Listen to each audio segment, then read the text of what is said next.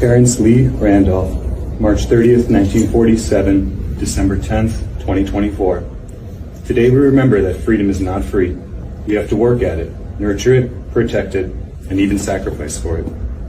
May we never forget and always remember our brothers and sisters who have served so that we may enjoy the gift of freedom. So in this moment, we remember and give thanks for their dedication and selfless service to our nation in the cause of our freedom.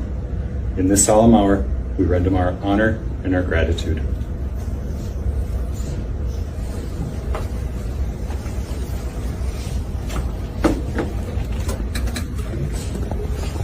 On va couper ton visage. On va le remplacer par un visage généré à l'intelligence artificielle.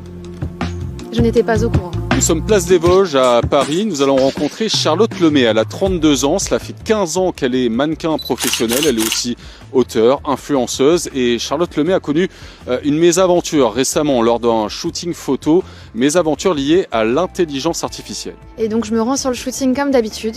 Et le matin même, on me dit « Écoute Charlotte, il n'y aura pas de maquillage, pas de coiffure, puisque j'imagine que tu es au courant, mais on va couper ton visage. On va le remplacer par un visage généré à l'intelligence artificielle. » Je n'étais pas au courant, sinon je n'aurais pas fait le shooting. Mais en fait, ils vont carrément enlever tout ce qui est mon visage, partout où ma peau apparaît. Mes mains, mes chevilles, si elles apparaissent. La seule chose qu'ils vont garder, c'est la silhouette avec les vêtements.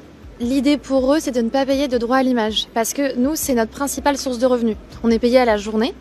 Mais en fait, ce qui nous permet de travailler, de gagner notre vie dans le temps, dans la durée, ce sont les droits à l'image. Mais oui, maintenant, je vais faire très attention à ça. Et j'ai prévenu mes agences que je n'accepterai pas ce type de contrat. C'était une pose de mannequin, quoi, j'essaye. Quoi qu'il en soit, en août, un cap a été franchi quand le magazine Vogue, américain emblématique dans le milieu de la mode, a glissé à l'intérieur de ses pages une publicité de la marque Guess. Et le mannequin dans cette publicité était généré par l'intelligence artificielle. Il y a quelque chose de troublant et de triste.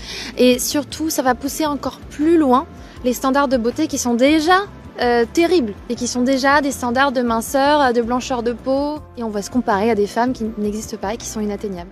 Et au-delà de ça, ça fait perdre à beaucoup de personnes leur métier. Et pas seulement aux mannequins. Parce qu'on parle de mon métier de mannequin, mais sur ce shooting, en fait, il y a plusieurs personnes qui n'ont pas travaillé. Maquilleurs, coiffeurs.